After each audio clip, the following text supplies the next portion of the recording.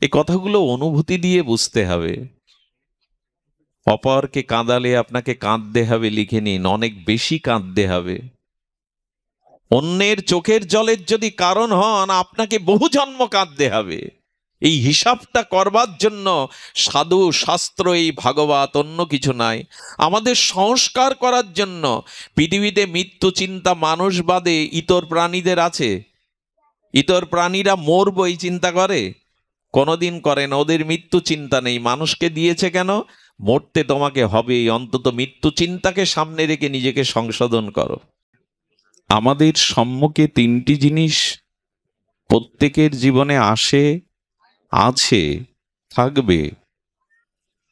সেই তিনটি জিনিস হলো, আপনারা এখন দেখছেন সনাতন মিডিয়া। যুদ্ধক্ষেত্রে দাঁড়িয়ে কর্তব্য কর্মের সম্মুখীন হয়ে কেউ যদি কর্তব্য বিচ্যুতি ঘটে, কারো যদি শ্রুতি বিপদ না ঘটে, কারো যদি সিদ্ধান্ত নিতে তিনি মোহগ্রস্ত হয়ে যান, তখন ভগবান কি বলছেন? এই সংসারে আমাদের সম্মুখে তিনটি জিনিস প্রত্যেকের জীবনে আসে, আছে, থাকবে। সেই তিনটি জিনিস হলো শোক, মোহ, ভয়। আবার বলি, আমাদের প্রত্যেকের জীবনের সম্মুখে সম উপস্থিত হয় এই তিনটি জিনিস। একটি হলো শোক, একটি মোহ, একটি ভয়। কেউ কি বিতর্ক তুলবেন যে আমাদের জীবনে তিনটি জিনিস নাই? এ পৃথিবীতে মনুষ্য জন্ম নিয়ে আমরা যারা ভূমণ্ডলে এসেছি, সকলেই ক্রন্দন করতে করতেই এসেছি। যে শিশু ভূমিষ্ঠ হওয়ার পরে কাঁদেনি, ক্রন্দন করেনি, হয়তো সে মৃত, না হলে অসুস্থ। তাকে কাঁদাবার চেষ্টা করা হয়েছে। কারণ আমাদের জীবনে শোক আছে। শোকটা ভূমিষ্ঠ হওয়ার পরে শুরু হয়নি। যখন মাতৃগর্ভে আমার অবস্থান, সেখানে সেই মলমূত্রের দুয়ারে ওই ছোট্ট মায়ের দূষিত জলাশয়ের মধ্যে অসংখ্য কৃমিকীটের দংশনের দুঃখটা সেখান থেকেই পাচ্ছি আমি। দুঃখ সকলের জীবনে আছে। একরকম না হলে দুঃখের বিচিত্রতা, বৈচিত্র্যতা, ভিন্নতা থাকলেও দুঃখ একরকম নয়। সকলের দুঃখ একরকম নয়, কিন্তু দুঃখ সকলকে পেতে হয়। দুঃখের সম্মুখে আমাদের উপস্থিত হতেই হয়। এই জন্য দুঃখটা আমাদের জীবনে আছে, বিষাদ আছে, অশ্রু আছে, কান্না আছে, বেদনা আছে। দ্বিতীয় আছে আমাদের মোহ। এবং বলা যায় এই দুঃখ এবং আমার জীবনে বিষাদ ক্রন্দনের মূল কারণ হলো মোহ। আচ্ছা, শোক বা বিষাদ, দুঃখ কাকে বলে? দুঃখ শব্দের সরলার্থ হলো সুখের যে সরলার্থ করেছেন গোস্বামীপাদ, সেটি হলো অনুকূল বস্তুর সাক্ষাৎকারকে সুখ বলে। অনুকূল মানে যা আমার প্রিয়, যা আমার প্রার্থিত, যা আমি চাইছি, সেই চাওয়ার বস্তুর সাথে যখন আমার সাক্ষাৎকার হয়, প্রাপ্তি হয়, তার নাম সুখ। যা আমার অভিলষিত, আমি যা চাইছি জীবনে, সেই চাওয়ার বস্তুটার সাথে যখন আমার প্রাপ্তি যোগ ঘটে, যাকে সাক্ষাৎকার বলে, তখন তাকে বলে সুখ। আর যেটা আমি চাইছি না, আমার প্রতিকূল, যেটা আমার প্রার্থিত নয়, প্রার্থনা নয়, আমার অভিলাষ বা ইচ্ছা নয়, সেই প্রতিকূল বস্তুর সাথে সাক্ষাৎকারকে বলে দুঃখ। যা আমি চাই না, তার প্রাপ্তিকে বলে দুঃখ। প্রতিকূল বস্তুর সাক্ষাৎকারকে দুঃখ বলে, আর অনুকূল বস্তুর সাক্ষাৎকারকে বলে সুখ। জীবনে যা চাইনি, জীবনে যা চাওয়া নয়, প্রার্থনা নয়, অভিলাষ নয়, সেই বস্তু যখন আমার জীবনে নেমে আসে তখনই তার নাম দুঃখ। আর এই দুঃখের মূল কারণ গীতায় ভগবান বলছেন এই সার্বভৌম শাস্ত্রে মোহ। মোহ কাকে বলে? মোহ শব্দের অর্থ হলো যে বস্তুর যে স্বরূপ, বস্তুর যে স্বরূপ যথাযথ রূপ যখন সেরূপ না দেখে, বস্তুর স্বরূপ তত্ত্বকে না জেনে না দেখে যখন বস্তুকে অন্য রূপে দেখি, আর সেই অন্য রূপে দেখাতে আমার ভ্রম আসে, বুদ্ধি বিপর্যয় ঘটে, তার নাম মোহ। শব্দগুলো একটু ধ্যান দিতে হবে। রাস্তায় যেতে যেতে অন্ধকারে সাপ সাপ বলে ভীত সন্ত্রস্ত হয়ে আর আচার খেলাম, রক্তারক্তি হয়ে গেল। আসলে অন্ধকারে আমি রঞ্জুকে অর্থাৎ একটি দড়িকে সর্প ভেবেছি, আসলেই সেটি সর্প নয়। মোহ কাকে বলে? যে বস্তু যে রূপ তাকে অন্য রূপে দেখাতে আমার মধ্যে যে বিভ্রান্তি আসে, আমার মধ্যে যে বস্তুর যে রূপ স্বরূপ অন্য রূপে দেখাতে আমার মধ্যে যে ভ্রম আছে, বিভ্রান্তি আসে, তার নাম মোহ। বুদ্ধির শব্দের আরেকটি অর্থ হলো জ্ঞান। যখন জ্ঞান অজ্ঞানে রূপ নেয়, জ্ঞান যখন অজ্ঞানতায় রূপ নেয়, তার নাম মোহ। এটাই সরলত্ব নিয়ে নিন। জ্ঞান যখন অজ্ঞানতায় রূপ নেয়, বস্তুর যে রূপ তাকে সেই রূপ না দেখে যখন ভিন্ন রূপে দেখে মোহিত হই, ভ্রান্ত পথে চলি, সিদ্ধান্ত নিতে পারি না, তার নাম হলো মোহ।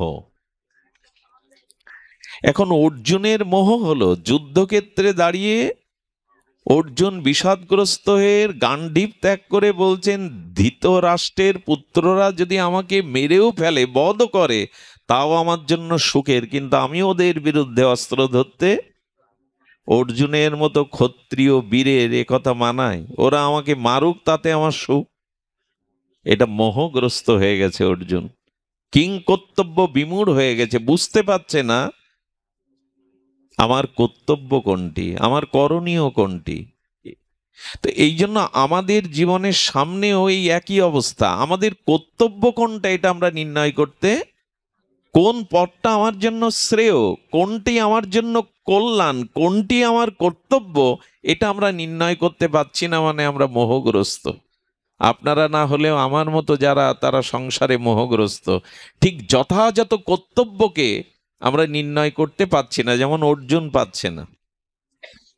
যদি একটু হালকা করে বলি, কন্যা দেখে পাত্রপক্ষ কন্যাপক্ষ গুরুজনেরা মিলিত হয়ে বিবাহের দিন নির্ঘণ্ট শুভ দিন নির্ণয় করল। বিবাহের পিড়েতে বসে যদি কন্যা বা পাত্র বলে আমি বিয়ে করব না, উঠলাম, অর্জুনের অবস্থাও তাই। তিনি যুদ্ধের জন্য কর্তব্য কর্মের ক্ষেত্রে দাঁড়িয়ে, যুদ্ধক্ষেত্রে দাঁড়িয়ে বলছেন আমি যুদ্ধ করব না, আত্মীয় বিনাশ করে তাদের রক্তে রঞ্জিত হয়ে আমি সিংহাসনে বসবো না, বরঞ্চ আমি পাপ করতে উদ্যত হয়েছে, আমি ভিক্ষা করে খাবো, আমি নিজেকে ধন্য মনে করব যদি ধৃতরাষ্ট্রের পুত্ররা আমাকে বধ করে, আমি সুখী হব। এটা হলো মোহ। অর্জুন কর্তব্য ভুলে গেছে। অর্জুন তার কর্তব্য ভুলে গেছে, তার করণীয় ভুলে গেছে। আমরাও এই মনুষ্য জন্ম পেয়ে আমাদের সামনে কি করণীয়, কি কর্তব্য, এটাও আমরা অনেকেই ভুলে আছি। জীবনটাও তো একটা যুদ্ধ, সংসারটাও তো একটা কুরুক্ষেত্র। এখন এই আর মোহগ্রস্ত ব্যক্তির লক্ষণ দেখুন, যিনি সাপ রঞ্জুতে সর্পভ্রম হয়ে দৌড় দিলেন, সামনে একজন বলছে দৌড়াচ্ছ কেন? বলে ওইখানে সাপ পড়ে আছে বিষধর। বললেন আমার কাছে আলো আছে, আমি জানি ওটা সাপ না, ওটা রঞ্জু। তখন এই মোহগ্রস্ত ব্যক্তি কি বলে জানেন? চোখ একা তোমার আছে, আমার নেই। যে ব্যক্তি আলোক দ্বারা দেখেছে ওটা রঞ্জু, ওটা সাপ না, সে ব্যক্তি যদি মোহগ্রস্ত ব্যক্তিকে এও বলে যে আমি দেখে এসছি আলো জ্বালিয়ে, ওটা সর্প নয়, ওটা রঞ্জু, দড়ি, কি বলে জানেন মোহগ্রস্ত ব্যক্তি? চোখ তোমার আছে, আমার নেই না, আমি ভুল দেখলাম। আসলে তুমি হিংসুক, আমার ক্ষতি করবে বলে ওটা দড়ি ভেবে ওখানে পাঠাচ্ছ যাতে সবল মারে। তো মোহগ্রস্ত ব্যক্তিকে উপদেশ দিতে যাবেন, জ্ঞান দিতে যাবেন, ঠিক মোহগ্রস্ত ব্যক্তি ওই কথা বলবে যে না তুমি ভুল বলছো। শ্রীকৃষ্ণের এক বাক্যেই যদি অর্জুন মেনে নিত, 700 শ্লোক গীতা সৃষ্টির প্রয়োজন হতো? প্রয়োজন হতো না। এই জন্য গোবিন্দ বলছেন আমাদের জীবনে মোহ আছে, আমরা যথাযথ সময়ে সিদ্ধান্ত নিতে পারি না। যে সিদ্ধান্ত আমার করণীয়, আমার কর্তব্য, আমার জীবনকে সফল করবে, জীবনকে বিজয়ী করবে, জীবনে আত্মকল্যাণ হবে, অত্যন্তিক মঙ্গল হবে, এই সিদ্ধান্ত নিতে পারছি না, কারণ আমি মোহগ্রস্ত। তৃতীয়টা হলো আমাদের ভয় আছে। এমন কেউ আছেন যে আপনারা এখানে নির্ভয়তা, এমন ব্যক্তি আছেন যে জীবনে কোনো ভয় নেই আপনার? আমরা কেউ নির্ভয় নই, অন্তত মৃত্যু ভয়টা থাকলেও তো আছে। আচ্ছা, ভয় আমাকে কে দেয়? আমি যে মাঝে মাঝে ভীত সন্ত্রস্ত হয়ে পড়ি, ভয় আমাকে আক্রান্ত করে, ভয় কে দেয়? আসলে বাইরের কেউ ভয় দেয় না আমাকে। বাইরের কারো ভয় দেওয়া উচিত নয়, কাউকে ভীত সন্ত্রস্ত করা মানুষের কাজ নয়। মানুষকে সাহস দেওয়া, এগিয়ে আনা, মানুষের দুর্বলতাকে কাটিয়ে সবল করাই হলো মানবতার ধর্ম। কিন্তু আমরা মানুষকে ভীত সন্ত্রস্ত করি ক্ষমতার দ্বারা, হ্যাঁ, অর্থের দ্বারা, গায়ের জোরের দ্বারা। মানুষকে ভীত করা উচিত নয়, যা আমরা করি। তো এখন ভয় আমাদের ভেতর থেকেই আসে। বাইরে কে ভয় দেয় আমি জানি না, ভীত সন্ত্রস্ত করে জানি না, তবে আমরা ভয়টা পাই ভেতর থেকে। কেন ভয় পাই জানেন? ভয় পাই এই জন্য, আমাদের ভয়ের কারণ হলো আগামীতে আমি যা পেয়েছি, আমার যা আছে, আগামীতে থাকবে না। এই রূপ থাকবে না, যৌবন থাকবে না, এই অর্থ থাকবে কিনা। ভয় হলো ভবিষ্যতের। বর্তমানের জন্য খুব ভয় না, ভবিষ্যতের এই অর্থ আগামীতে থাকবে তো আমার, এই ছেলে মেয়ে আমার আনুগত্য নেবে তো, শরীরটা মৃত্যু পর্যন্ত দুরারোগ্য ব্যাধিতে আক্রান্ত হবে না তো, আমি যে পাঠক, আমি যে বক্তা, আমি যে সম্মানী ব্যক্তি, আমার সম্মানটা চিরদিন থাকবে তো, এই অনাগত ভবিষ্যতে যা আছে তা থাকবে কিনা, এই ভয়টাই বেশি ভীত করে আমাদের। বাইরের শত্রু কতটা আমাদের ভয় দেয় জানি না, কিন্তু ভেতরে অনাগত ভবিষ্যতে আমার যা কিছু আছে থাকবে কিনা, এই বাড়ি গাড়ি সম্পত্তি যৌবন শরীর, এই ভয়টা আমাদের বেশি। দয়া করে একটা জিনিস মেনে নিন, তাহলে ভয় কম হবে। সেটা হলো এই সংসার পরিবর্তনশীল, এই সংসারে কখনো কোনো বস্তু স্থায়ী। ভালো করে শুনুন, এই সংসারে কোনো বস্তু নিত্য নয়, অনিত্য। অনিত্য কাকে বলে? আজকে যেটা আছে আগামীতে সেটা থাকবে না বা অন্য রূপ নেবে, এরই নাম অনিত্য। টিকে থাকবে না যে বস্তু। তো অনিত্য পরিবর্তনশীল যা, এই জগতে নিত্য অপরিবর্তিত বস্তু এক আত্মা ছাড়া, ভগবান ছাড়া জগতের কোনো পদার্থ, কোনো ব্যক্তি, কোনো বস্তু নিত্য নয়, পরিবর্তনশীল। এই পরিবর্তনকে না মেনে নেওয়ার কারণেই ভয় হয়। যৌবনটা চলে যাচ্ছে, থাকলো না, সন্তানাদি আমার মনোগত থাকবে কিনা, সম্পত্তি থাকবে কিনা, শরীরটা থাকবে কিনা। আরে তুমি তো জেনেই আছো জগতে কোনো বস্তু স্থায়ী নয়, জগতে কোনো বস্তু অপরিবর্তিত নয়, সবকিছু পরিবর্তন হবে, সবকিছু ধ্বংস হবে, সবকিছু অনিত্য। যদি জেনেই থাকো তো এই চিন্তায় ভয় ভীত হচ্ছ কেন? থাকবে না তো কিছু, সবকিছুই তো পরিবর্তন হবে। এই মেনে না নেওয়ার দরুন ভয়টা বেশি আসে। মরে যাবো না তো তাড়াতাড়ি,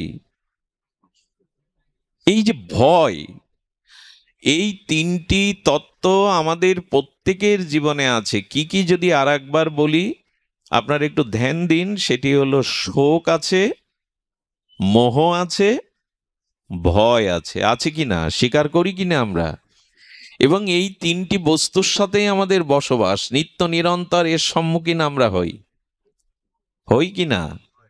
এখন আজকের আলোচনার বিষয় এই তিনটি জিনিসকে কিভাবে জয় করা যায়। দুঃখকে, মোহকে এবং ভয়কে কি করে জয় করা যায় জীবনে, সেই মন্ত্রই আমরা শ্রী ভগবানের দিব্য বাণীর আলোকে, মহাজনের ভজন অনুভূতি মহামন্ত্রের দ্বারা জানতে চেষ্টা করব। এই তিনটি জিনিস জয় করা যায়। মোহগ্রস্ত অর্জুনকে গীতার বাণী শুনিয়ে গোবিন্দ কি প্রশ্ন করলেন? গীতার এই সার্বভৌম শ্রী ভগবানের হৃদয় থেকে শত উৎসারিত সারাৎসার উৎসার এই বাণী অর্জুনকে শোনানোর পরে মোহগ্রস্ত, কম্পিত, ভীতসন্ত্রস্ত, অশ্রু সজল, কর্তব্য বিমুখ মোহগ্রস্ত অর্জুনকে গোবিন্দ প্রশ্ন করছেন। কি প্রশ্ন করছেন? কশ্চিৎ দেতাং শ্রুতাং পাত্ত তয়েকা গৃহ না চেতসা। ধ্যান দিন, শব্দগুলো বড় মার্মিক। হে অর্জুন, হে অর্জুন, আমি তোমাকে যে এই চিন্ময় দিব্য বাণী শোনালাম, তুমি একাগ্রচিত্ত শুনেছ তো? তোমার মোহ দূর হয়েছে তো? ভগবান প্রশ্ন করছেন। অর্জুন কি বললেন উত্তরে? নষ্ট মহস্মৃতি লব্ধা। এই দেখুন কি অপূর্ব উত্তর দিচ্ছেন। অর্জুন বললেন, হ্যাঁ কৃষ্ণ, হে যাদব, হে সখে, হে মধুসূদন, হে অনাদিরাদি সর্বকারণের কারণ, হে অচিন্তনীয়, হে প্রভু, আপনার দিব্য বাণীতে আমার মোহ দূর হয়েছে এবং আমি লব্ধা স্মৃতি, আমার হারানো স্মৃতিকে আমি ফিরে পেয়েছি। তার মানে ভগবানের বাণীর মধ্যে এমন কিছু দিব্য চেতনা আছে যা শ্রবণ করলে আমাদের মোহ, ভয়, শোক দূর হতে পারে। আপনাদের প্রশ্ন জাগছে না মনে? মঙ্গলজি, আমরা অনেক দিন থেকেই সাধুমুখে হরিকথা শুনছি, পালা কীর্তন শুনছি, নামযজ্ঞ শুনছি, কবিগান শুনছি, ভগবানের বাণী তো শুনছি, কিন্তু আমাদের এই তিনটে ব্যাধি তো গেল না। প্রশ্ন আসবে না এখন যে ভগবানের দিব্য বাণী শুনে যদি তৃতীয় পাণ্ডব অর্জুনের মোহ দূর হয়, শোক দূর হয়, আমাদের কেন হচ্ছে না? এই প্রশ্ন এখন সামনে আসবে। আমি যাদের দেখছি মুখগুলো অনেকের চেনা, আপনারা এক দুই দিন না, বহুদিন ধরে হরিকথা শুনছেন, ভাগবতে যাচ্ছেন, দীক্ষাও নিয়েছেন, তীর্থ পর্যটনও করেন, দান ধ্যান বিন্দু আকারেও করেন, অল্প করেও করেন, কিন্তু মোহ, শোক, তাপ যাচ্ছে না কেন? এই প্রশ্নের উত্তর এখন আমাদের নিতে হবে। মায়েদের ঘুম আসছে না তো? ঘুম এনো না, জেগে থাকো। যেখানে ভাগবত হয় ও যেখানে দুজন রানী আসে। কয়জন? দুজন রানী আসে। আর আমার পাঠ তো একটু দেরিতেই হয়, বিষয়ী হতভাগা আসতে বিলম্ব হয়ে যায়। দুজন আসে, এক ভাগবত পাঠ হলে রাধা রানী আসে, আর আসে মায়া রানী। মায়া রানী এসে দেখে কারা ভগবানের কথা শুনছে না, অলস নিদ্রা, চঞ্চল মন, বহির্মুখ মন, তাদের ঘাড়ে গিয়ে মায়া রানী রাধারানীর কৃপা হতে, ভগবত কৃপা হতে বঞ্চিত করে দেয়, তাদের দিকে টেনে নেয়। আর রাধারানীও এখানে আসেন, এসে দেখেন কারা রাত জেগে মাটিতে বসে হৃদয় দুয়ার খুলে পিপাসাক্ত হয়ে, উৎকণ্ঠা ব্যাকুল হয়ে আমার গুণগাতা, আমার প্রভুর নাম রূপ লীলা কথা শুনছে। রাধারানী তার হৃদয়ে বসে যান, যে আজ থেকে আমি তোমার হৃদয়ে বসলাম। এখন কাকে হৃদয়ে নেবেন এটা আপনাদের বিষয়। মায়া দ্বারা, ঘুমের দ্বারা, অলসতার দ্বারা আপনারা মায়া রানীকে নিতে চান নিন, না হলে রাধা রানীকে নিন। তো যখন এসছেন কর্ম ফেলে, গৃহ ফেলে, আত্মীয় স্বজন ফেলে, খাওয়া দাওয়া ছেড়ে, বিনোদন ছেড়ে যখন এই ধুলাতে এসে বসছেন, তখন আজ মায়াকে নয় রাধারানীকে হৃদয়ে নিন। সেটা নিতে গেলে কেন হচ্ছে না পাঠ শুনে আমাদের মোহদূর? অর্জুন গীতা শুনেছিলেন একবার, আমরা কয়বার? সংখ্যা বলতে পারবেন যে আজ পর্যন্ত গীতা কতবার পড়েছেন, কতবার শুনেছেন? কিন্তু মোহ দূর হচ্ছে না কেন, স্মৃতি ফিরে আসছে না কেন? এর কারণ বলি। তিনটি জায়গায় গেলে মনের যে গতি হয়, মনের যে স্থিতি হয়, মনের যে প্রকৃতি হয়, যদি সর্বসময় মনের ওই প্রকৃতি স্থিতি রাখতে পারেন, তাহলে আপনার মোহ শোক ভয় দূর হবে। তিনটি কোন জায়গায়? যখন শবদাহে অন্ত্যেষ্টিক্রিয়ায় মানুষ মারা গেলে যখন শেষকৃত্য বা শবদাহে শ্মশানে যাবেন, তো প্রিয়জন নিজজন যখন চিতাতে মুখাগ্নিতে দাউ দাউ করে তার দেহটি জ্বলবে, ওই চিতার দিকে তাকিয়ে মনের যে অবস্থাটা ওই সময় হয়, এই একটি সময়। আরেকটি যখন পিতা মাতা পুত্র আত্মীয় স্বজনকে ওটিতে ডাক্তার নিয়ে যায় কোনো মেজর অপারেশনের জন্য, তখন মনের যে অবস্থা হয়। আর ভাগবতে দূরদূরান্ত থেকে এসে এখানে বসে শ্রদ্ধালু, বিশ্বাসী এবং পিপাসাক্ত উৎকণ্ঠা বুকে নিয়ে যারা হরিকথা শুনছে, তাদের মনের এখন যে অবস্থা, এই তিন জায়গার মনের অবস্থা একত্রিত করে যদি সর্বসময় মনটা ওইরকম থাকে, তবে শোক মোহ ভয় দূর হবেই হবে। কিন্তু থাকে না। থাকে কি? শ্মশানে দাও দাও করে চিতার দিকে তাকালে মনের যে অবস্থা, ওর বাড়ি আসলে আর থাকে কি? দোকানে গেলে, অফিসে গেলে থাকে? হলে থাকে না। আচ্ছা, যখন ওটিতে নিয়ে যায় পিতামাতা আত্মীয় স্বজনকে, ডাক্তার ওটিতে নিয়ে যায়, ঈশ্বরকে ডাকুন, সব তার হাতে এরকম সংকেত দেয়, তখন আপনার যে মনের অবস্থা হয়, এই অবস্থা থাকে তো? সব সময় থাকে না। আরে এখন যারা হরিকথা শুনছেন অলসতা ত্যাগ করে আর হরিকথা মুখী হয়ে আনন্দ আস্বাদন করছেন, এখন আমাদের মনের যে, এখন মনে সংসার নেই, দুশ্চিন্তা নেই, কামের চিন্তা নেই, ব্যবসা বাণিজ্যের চিন্তা নেই, এখন মনের যে স্থিতি, এই স্থিতিটা যদি সবসময় বিরাজ করে, তবে জানবেন আপনি এপার পার হয়ে গেলেন, এ ভব সংসার পার হয়ে গেলেন। থাকে না কেন? রাখতে পারি না কেন? গোবিন্দ তো বারবার বলেছেন, মনটা আমাকে দাও, মনমনা ভব। সময়ের মূল্যায়ন করো, কোনো সময় অসৎ চিন্তা করো না, কোনো সময় পরের ক্ষতির চিন্তা। এসব কথা কে না জানে? এখানে ছোট বাচ্চাও জানে এসব কথা। কিন্তু আমাদের মনের স্থিতি থাকে না কেন, সেটাও শুনুন। আচ্ছা, এই তিন জায়গাতে সবার কি মনের অবস্থা এক হয়? খুব সুন্দর একটি কথা, জানলে আনন্দ পাবেন। অনেক শ্মশান আছে, আমি ইন্ডিয়াতে দেখেছি, মানে লাশের সারি আসে, সারাদিন পুড়তে থাকে। কেওড়াতলা মহাশ্মশান, এরকম কিছু শ্মশান, মহানগরী তো ব্যস্ততম এলাকা, সবসময় লাশের ভিড় থাকে, সিরিয়াল দিতে হয়। তো ওইখানে কিছু লোক কাঠ বিক্রি করে। সবাই আর কাঠ কম পড়ে যায়, সবাই তো আর কাঠ আনতে পারে না। এখন শ্মশানে যিনি রাত দিন চিতাতে কাঠ বিক্রি করেন, শ্মশানের চিতাতে কেউ পুড়লে আমাদের যে মনের দশা হয়, কাঠ বিক্রেতার তাই হয় তো শ্মশানে থেকে? বরঞ্চ উল্টো হয়, লাশ কত আসবে আর আমার কাঠ কত।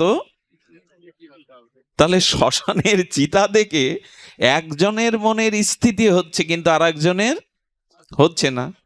আচ্ছা, ডাক্তারের অটিতে রুগীকে নিয়ে গেলে আমার মনের যে অবস্থাটা হয়, ডাক্তারের হয়তো ওইটা মরল কি বাঁচলো, যা হলো, উনি তো কর্তব্য করতে গেছেন, ওনার কি ওই মায়া মনের স্থিতি হয়? একই ক্ষেত্রে একই অবস্থায় দুইজনের দুটো মনের অবস্থা। আর ভাগবতে এলেও কি সবার মনের উত্তম শ্রোতার মতো দশা হয়? তার মানে এই জায়গাগুলো পেয়েও আমরা মঙ্গল ঘরে তুলতে, ফসল ঘরে তুলতে পারি না। এই জন্য অনুরোধ করব, মনের গতিটাকে ফিরান। এই পৃথিবীতে আপনার শত্রু কেউ নেই, আপনার পতনের কারণ অন্য কেউ না, আপনার মনই আপনার উদ্ধারের কারণ, পতনের কারণ। আপনার মন আপনাকে মুক্ত করতে পারে, আবার বন্ধন করতে পারে। এই জন্য মনের গতিটাকে ফেরানোর বাণী গীতায় বারবার বলা হয়েছে। মৎচিত্ত মদ্গত প্রাণা, এবং মনমনা ভব, গোবিন্দ বলছেন মনের গতিটা ফিরাও, এটা এমনি এমনি ফিরবে না, এটা ফিরবে ভগবত চেতনার দ্বারা। দেখুন, আমি শোকটাকে দিয়ে শুরু করি। শোক কাকে বলেছিলাম? যেটা আমার চাওয়া নয়, প্রতিকূল সেই বস্তু যখন আমার জীবনে এসে যায় তার নাম হলো শোক। আপনি কেন চাইতে যাবেন যে এই বস্তুগুলো আমার জীবনে আসুক? যখনই আপনি এই চাওয়ার সংখ্যা বাড়াবেন আর না পাবেন, তখনই আপনার জীবনে দুঃখ আসবে। গোবিন্দ বললেন, হাজারটা চাইতে গিয়ে দুঃখকে ডেকে আনো না, একটিকে চাও, একজনকে চাও, যাকে পেলে সব পাওয়া হবে। সংসারের কিছু না চেয়ে আমাকে চাও, আমার চরণকে চাও, ভক্তিকে চাও, তাহলে সব জুটবে। বহু কিছু চাইতে গেলেই পাবে না, কারণ তোমার কর্মফলে যা আছে তুমি তাই পাবে। এ জগতে সবাই সবকিছু আশা করলেও পায় না। তো এই জন্য ভগবান বলছেন আমাকে চাও, সব পাবে। যদি আমাকে না চাও তাহলে দুঃখ তোমার জীবন থেকে। তার একটা কারণ বলি। আচ্ছা, এখন তো রাত্রি, তাই না বাবা? এখন যদি ঘটনাক্রমে অলৌকিকভাবে হবে না, তবু যদি হয়, যদি ধরে নি 100টা পূর্ণ চাঁদ ওঠে আকাশে, কয়টা? হবে না, কখনো স্বপ্নেও হবে না, কিন্তু যদি ধরে নি 100টা চন্দ্রের উদয় হয়, পূর্ণিমার চাঁদ, আর পৃথিবীর সমস্ত জঙ্গলগুলোতে আগুন লাগিয়ে দিন, বড় বড় পর্বতগুলোতেও আগুন জ্বালিয়ে দিন, এত কিছুর পরেও একে রাত বলবেন না দিন বলবেন? কথা বলতে হবে আপনাদের। দিনের সংজ্ঞা বলা যাবে তো? 100টা চাঁদ উঠলে, সমস্ত পর্বতগুলোতে আগুন জ্বালিয়ে দিলে, বৈদ্যুতিক বাল্ব যত আছে পৃথিবীতে আগুন জ্বালিয়ে দিলে, তার সংজ্ঞা দিন হবে না রাত হবে? অন্ধকার পুরোপুরি যাবে? যাবে না। ঠিক তেমনি যতদিন ভগবত চরণে আপনি শরণ না নিবেন, যতদিন ভগবানকে মনে প্রাণে না চাইবেন, ভগবত চরণে আপনার শুদ্ধ নিষ্কপট, কপটতা নয়, লোক দেখানো নয়, শুদ্ধ প্রেম ভক্তি না হবে, ততদিন আপনার জীবন থেকে শোকমোহ দুঃখ যেতেই পারে না। লিখে নিন, হৃদয়ে লিখে নিন এটা। আচ্ছা, 100টা চাঁদের দরকার নাই, সমস্ত পর্বতে আগুন জ্বালাবার দরকার নাই, পৃথিবীতে সমস্ত বৈদ্যুতিক আলো জ্বালার দরকার নেই, ভোরে সূর্য উঠুক, কি হবে তাতে? রাত আর থাকবে? পোকামাকড় আর থাকবে? রাতেই তো পোকামাকড়ের সংখ্যা বাইরে প্রকাশ হয়, সূর্য উঠলে আর নাই। আমার বলবার ইচ্ছা হলো, সূর্য উদয় হলেই কেবল দিন হয়। রাতে যতই চন্দ্র উঠুক, শত শত আগুন জ্বালান পর্বতে, শত বৈদ্যুতিক বাল্ব জ্বালান, ওটা রাতই বলবে, আধারই থাকবে। সূর্য উদয় না পর্যন্ত দিনের শুরু। তো যতদিন ভগবত চরণে প্রেম ভক্তি না হবে, গোবিন্দকে না চাইবেন, ভগবত চরণে আশ্রয় না নিবেন, ততদিন শোকমোহ ভয় যেতেই পারে না। এটাই সিদ্ধান্ত, এটাই সিদ্ধান্ত। এই জন্য ভগবানকেই চান, হৃদয়ে তার স্মৃতিকে বুকে নিয়ে জাগিয়ে রাখুন। শিশু তো কাঁদবেই, ক্ষুধার্ত শিশু, কিন্তু ক্ষুধার্ত দুগ্ধপোষ্য শিশু যখন মায়ের কোলে মায়ের স্তন একবার মুখে পান করতে থাকে, শিশুর আর ভয় থাকে? অন্য মায়ের কোলে উঠলে তার কান্না থামবে না, কিন্তু যখনই সে মায়ের কোলে এলো, তখনই তার ক্রন্দন থেমে গেল। যতদিন ভগবত চরণে আশ্রয় না হচ্ছে, যতদিন শ্রী ভগবত চরণে আমাদের সমর্পণ না আসছে, ততদিন আমাদের জীবনে দুঃখ, শোক, ভয়, মোহ যাবে না। এই জন্য পদকর্তা বলে দিয়েছেন, ভজ হরে মন শ্রীনন্দের নন্দন, অভয় চরণার বিন্দরে। অভয় চরণার বিন্দের শরণ নিন। আর আমাদের হরিপুরুষ বন্ধু সুন্দর বলে দিয়েছেন, ওরে তোদের ভয় নাই, আমি তোদের জন্য আছি। তোদের ভয় নাই, আমি তোদের জন্য আছি। কত বড় ভরসার মা ভই, অর্জুন ভয় নাই, যুদ্ধ করো। অর্জুন তুমি পরাজিত হবে না। কৃষ্ণ কথা কেন বলছেন ভগবান? তোমার ভিতরে দৈবী গুণাবলী আছে, তুমি আসরিক গুণ নিয়ে জন্মাওনি। এই দেখুন, পতনের কারণ এবং বিজয়ের কারণ। অর্জুনকে কি বলছেন গোবিন্দ? তুমি কি গুণের অধিকারী? আমাদের সম্পদ দুটি বাবা। আমাদের সম্পদ কয়টি? দুটি। একটা আসরিক সম্পদ, একটি দৈবী সম্পদ। অর্জুন দৈবী সম্পদের অধিকারী। গোবিন্দ স্মরণ করেই দিচ্ছেন, তোমার মাতা কুন্তী মহা তপস্বিনী, মহাসাধিকা, মহাসতীসাধ্যী শিরোমণি। আর কুন্তির গর্ভে তুমি এসেছো, তপস্যার দ্বারা এসেছো। তোমার পিতা পাণ্ডু, এই জন্য তোমার ভিতরে দৈবী সম্পদ আছে অর্জুন। যাদের ভিতরে পূর্ব জন্মের দৈবী সম্পদ আছে, তারা কখনো পতন হতে পারে না, তারা কখনো শেষ হতে পারে না। জগতের ক্ষমতা নেই তাদের নিঃশেষ করার।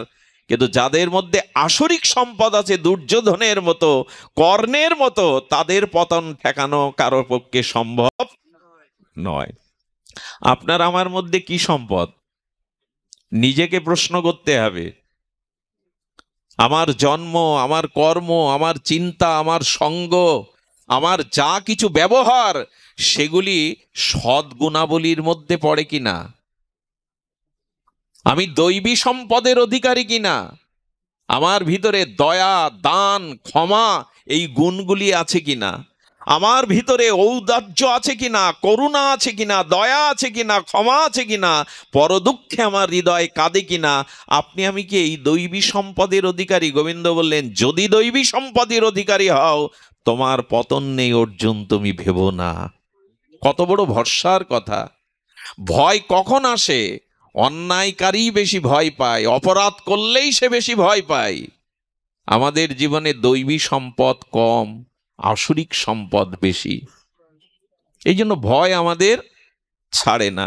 এই জন্য দয়া করে তিল তিল করে, বিন্দু বিন্দুতে যেমন সিন্ধু রচনা হয়, তেমনি তিল তিল করে দৈবী সম্পদটা হৃদয়ে ধারণ করুন, তাহলে আর পতন হবে না। আমাদের আজ দৈবী সম্পদের অভাব। পরদুঃখে আমাদের চোখে জল আসে না, আনন্দ আসে। হ্যাঁ, দয়া, ক্ষমা, লজ্জা আমাদের মধ্যে কই? আজ লজ্জা পাই আমরা? অন্যায় অপকর্ম করে মুখ উঁচু করে চলি, সমাজ বিঘাতক কাজ করে সমাজে মাথা উঁচু করে চলি। কোথায় লজ্জা? কোথায় পাপ কাজে ঘৃণা? কোথায় আমার মধ্যে দয়া? কোথায় ক্ষমা, যে আমি জীবনে জয়ী হব? এই জন্য দৈবী সম্পদের অধিকারী যারা, কথাগুলি বড় মর্মস্পর্শী কথা, হৃদয় দিয়ে এটা অনুভবের কথা, যে আমার ভিতরে দৈবী সম্পদ যদি থাকে তবে আমি জয়ী হতে পারবো। গোবিন্দ নিজেই বলছেন। এই জন্য গোবিন্দ বললেন, অনার্য জুষ্টম অনাস্থাম অকৃত্তি করম অর্জুন। ভগবান যেন অর্জুনকে সামনে রেখে আমাদের বললেন, কেন অনার্যোচিত তোমার ভিতরে এই স্বভাব এলো? দ্বিতীয় অধ্যায় সাংখ্যযোগের দ্বিতীয় শ্লোকটি দয়া করে আজ অথবা কাল একবার করে একটু দেখবেন। তৃতীয় শ্লোকটি, ক্লৈমং মাসমো গমপাত্ত নৈনত পর্যুদ্যতে ক্ষুদ্র হৃদয়ং দুর্বলং তেক্ততিষ্ঠ পরম তপ। গোবিন্দ বলছেন, অর্জুন, এই ক্ষুদ্র হৃদয়ে দুর্বলতা ত্যাগ করো, ক্ষুদ্র হৃদয়ে দুর্বলতা ত্যাগ করো, তেক্ততিষ্ঠ পরম তপ। তুমি উঠে দাঁড়াও, কর্তব্য কর্ম করো। এই বাণী মহাবাণী তোমার ভিতরে অনর্যচিত। এই ভীতি কেন এলো, মোহ কেন এলো? কলৈবং মাসমো গমপার্থ নৈনত পর্যুত্তদে ক্ষুদ্র হৃদয়ং দুর্বলং ত্যক্ততিষ্ঠ পরম তপ। হৃদয়টাকে বিস্তার করো, হৃদয়টাকে বড় করো। ক্ষুদ্র হৃদয় থাকলে পতন হবে, ধ্বংস হবে, কর্তব্যে মোহ আসবে। তুমি হৃদয়টা বড় করো। আমাদের হৃদয় বড় তো? আমাদের হৃদয় বড় তো? বড়তে দোষ হয় না। আপনার পানীয় জলের গ্লাসে যদি খড়কুটো পড়ে, ধুলি ময়লা পড়ে, আপনি ওটা খাবেন না। কিন্তু যে গঙ্গায় লাশ ভেসে যাচ্ছে, মলমূত্র ভেসে যাচ্ছে, মাছ ভেসে যাচ্ছে, সেই গঙ্গা জল আপনি পান করেন, কারণ বড় হৃদয়ে দোষ স্থায়ী হয় না। দেখুন, চুলগুলো মাথায় আছে পবিত্র, এই চুল নিয়েই তো এই চুল আমি সুগন্ধি সুগন্ধি তৈল বা কেশ বিন্যাস করছি, কিন্তু এই চুলটা আমারই চুল, খেতে খেতে যদি অন্যের মধ্যে সবজির মধ্যে পড়ে যায়, ঘৃণা আসবে কিনা? কই মাথায় থাকতে তো ঘৃণা আসছিল না? ঘৃণা আসছিল কি? তো কেন এটি মাথায় থাকলে দোষ নয়, অপবিত্র নয়, ভোগের থালায় পড়লে ওটা আর ভগবানকে লাগানো যাবে? আপনি খাবেন কি যদি অন্যের মধ্যেই মাথার চুল খসে একটা ওর মধ্যে মিশে যায়? বলে বড় জায়গায় থাকলে না, বড়তে থাকলে দোষ হয় না, ক্ষুদ্রতে আসলেই, যেমন রান্নাঘরের ধোঁয়াগুলো ওই প্রকোষ্ঠে আটকে গেলে ঝুলকালি হয়, হয় কি না? কিন্তু যদি পাইপ দিয়ে আকাশে উড়িয়ে দেন ধোঁয়াগুলো, ঝুলকালি হবে আকাশে? মেঘ হবে, মেঘ থেকে বরিশন হবে, ধরিত্রী শীতল হবে, মৃত বৃক্ষগুলো উজ্জীবিত হবে। আমি বলতে চাইছি হৃদয়টা বড় করুন। আমি বলতে চাইছি না, গীতা বলতে চাইছে কি? ক্ষুদ্র হৃদয়ং দৌর্বল্যং ত্যক্তোতিষ্ঠ পরম তব অর্জুন। এই ক্ষুদ্র হৃদয়ের দুর্বলতা ত্যাগ করো, হৃদয়কে বড় করো। আমাদের হৃদয় আর বড় হয়েছে। আমরা কেবল আমি সুখে থাকলেই, আমি ভালো থাকলেই, ঘরের মধ্যে স্ত্রী পুত্র আমার সন্তানাদি বেশ, এই হলো আমার জগৎ। খিড়কি থেকে সিংহ দুয়ার, এই আমাদের পৃথিবী। এর বাইরে জগৎ আছে। বিখ্যাত আমাদের পুরনো দিনের স্বর্ণযুগের শিল্পী হেমন্ত মুখোপাধ্যায়ের একটা গান হয়তো আপনাদের স্মরণে, সিংহ থেকে খিড়কি থেকে সিংহ দুয়ার, এই আমাদের পৃথিবী। এর বাইরে যে একটা বিশাল আকাশ আছে, জগৎ আছে, আমরা সেদিকে তাকাই না। এই জন্য আমাদের হৃদয়টা আত্মকেন্দ্রিক হয়ে গেছে, স্বার্থকেন্দ্রিক হয়েছে, শুধু নিজের ভালো, নিজের মঙ্গল চাইতে শিখেছি। কিন্তু আমাদের ঋষিরা তো তা বলেনি। যে অপরের মঙ্গল না চায় তার মঙ্গল কোনোদিনই হয় না। যে অপরের কল্যাণ না করে তার কল্যাণ কখনোই হয় না। এই মন্ত্র আজ আমরা ভুলেই গেছি। এই চেতনা থেকে আজ আমরা দূরে সরে এসেছি। এই জন্য গীতার মূল্যবান বাণী ধ্যান দিন। আপনারা জয় করতে পারবেন শোক, মোহ, ভয়। আমি সেই মন্ত্রই আপনাদের জানাবার চেষ্টা করছিলাম। ক্ষুদ্র হৃদয়ং দৌর্বল্যং ত্যক্তোতিষ্ঠ। গোবিন্দ বললেন ক্ষুদ্রতা ত্যাগ করো, অপরের ভার নাও, অপরের কল্যাণ চিন্তা মস্তিষ্কে রাখো, হৃদয়ে রাখো, তবেই তুমি শান্তি পাবে, শান্তি দিতে পারবে, শোক মোহ ভয় দূর হবে। আচ্ছা, বুলেট প্রুফ গাড়ির কথা শুনেছেন আপনারা? শুধু শোনেননি, অনেকে এর মধ্যে আছেন, দেখেছেন। কোন রাষ্ট্রের রাষ্ট্রনায়ক, কোন সম্মানী মন্ত্রী, এমপি এরকম ব্যবহার করে। কি ব্যবহার করে? বুলেট প্রুফ গাড়ি। এই গাড়িটার বিশেষত্ব কি? যে ওর মধ্যে থাকলে গুলি করলেও আপনি গুলিবিদ্ধ হবেন না, মরবেন না। তো প্রযুক্তির দ্বারা যদি এমন একটা গাড়ি তৈরি করা যায় যে যার মধ্যে শত গুলি করলেও আমি মরব না, ভগবত বাণী, আধ্যাত্মিক চেতনা, ভগবানের গীতা ভাগবতের বাণীও যদি আপনি ধারণ করতে পারেন, তাহলে বাইরের গালি বা বাইরের কোনো জিনিস আপনাকে আক্রমণ করতে পারবে না। ওখানে গুলি করলে লাগবে না, আর বাইরের কোনো গালি আপনার হৃদয়ে লাগবে না। বুলেট প্রুফ গাড়িতে যদি থাকেন গুলি লাগবে না। এটা যদি প্রযুক্তির দ্বারা করা যেতে পারে, তো গীতা ভাগবতের আধ্যাত্মিক বিজ্ঞান এমন এই জ্ঞান যদি আপনি ভেতরে নিতে পারেন, বাইরের কোনো বদনাম, গালি, অপমান আপনার গায়ে লাগবে না। তো কারো গালি, কারো নিন্দা যদি আপনার হৃদয়ে না লাগে, তো আপনি কষ্ট কোথায় পাবেন? আপনি যন্ত্রণা কোথায় পাবেন? এটি সম্ভব। দেখুন, গৌতম বুদ্ধ, তথাগত গৌতম বুদ্ধ বসে ধ্যান করতেন, আর একজন বিষয়ী লোক আর পরশ্রী কাতর পরনিন্দাকারী ব্যক্তি গিয়ে বুদ্ধদেবকে ঝুড়ি ঝুড়ি গালি দিতেন। কি কি বললাম? ঝুড়ি ঝুড়ি, মানে একটা দুটো না। আচ্ছা, এভাবে 6 মাস গালি দেওয়ার পরে বিরক্তি হয়ে গেছে যে গালি দিচ্ছে। সে বলছে, এই বুদ্ধদেব, আরে আমি যে 6 মাস ধরে তোমাকে গালি দিচ্ছি, এত কটু কথা বলছি, তোমার গায়ে লাগে না? তোমার অনুভূতিতে লাগে না আমি তোমাকে গালি দিচ্ছি? বুদ্ধদেব তখন একগাল হেসে বলছেন, না, কেন লাগে না তার কারণ শোনো, আপনারাও শুনুন, আর পারলে হৃদয়ে লিখে নিন। বুদ্ধদেব বলছেন, আমার জন্মদিনে কেউ যদি আমাকে গিফট দিতে আসে, উপহার দিতে আসে, তো সেই উপহার যদি আমি স্বীকার না করি, গ্রহণ না করি, উপহারটা কার থেকে যায়? কার থেকে যায় বাবা? যে নিয়ে এসেছিল আমি তার গিফট বা উপহার নিলাম না, তাহলে ওটা কার থেকে গেল? যে এনেছিল তারই থেকে গেল। বুদ্ধদেব বললেন, তুমি গালির উপহার আমাকে দিতে এসেছিলে না, আমি ওগুলো হৃদয় পেতে নেইনি কখনো, এই জন্য গালিটা তোমার কাছেই রয়ে গেছে, ওটা আমার কাছে আসেনি। জয় রাধে। ওটা আমার কাছে আসেনি। এখন এই চেতনা যদি আপনার থাকে, তাহলে বাইরের গালি, ওখানে যেমন গুলি বুলেট প্রুফ ভেদ করতে পারবে না, এখানে অপমান ও গালি আপনাকে আক্রান্ত করতে পারবে না। দরকার চেতনা, দরকার দিব্য জ্ঞান। এই জ্ঞানটার অভাবেই আজ আমরা আসি তুলসী গোস্বামীকে। আজকাল তো এই নিন্দা নিয়েই দলাদলি, হ্যাঁ, এই নিন্দা নিয়েই, সমালোচনা নিয়ে সব। আর এগুলো সহ্য করতে শিখুন। জগৎ এমন নাই যে সবাই আপনার স্তুতি করবে। হ্যাঁ, আচ্ছা, আজকের দিন চলে গিয়ে রাত এসেছে, আপনারা কেউ প্রশ্ন তুলেছেন, রাত তুমি এলে কেন, আসবে কেন? এ প্রশ্ন কেউ করেন কখনো? কারণ আপনি জানেন দিন অবসানে রাত আসবে, তাই প্রশ্ন করেননি রাত এলে কেন। তেমনি যেখানে মান আছে ওখানে সাথে সাথে অপমানও আছে। এটার জন্য বিচলিত হচ্ছ কেন?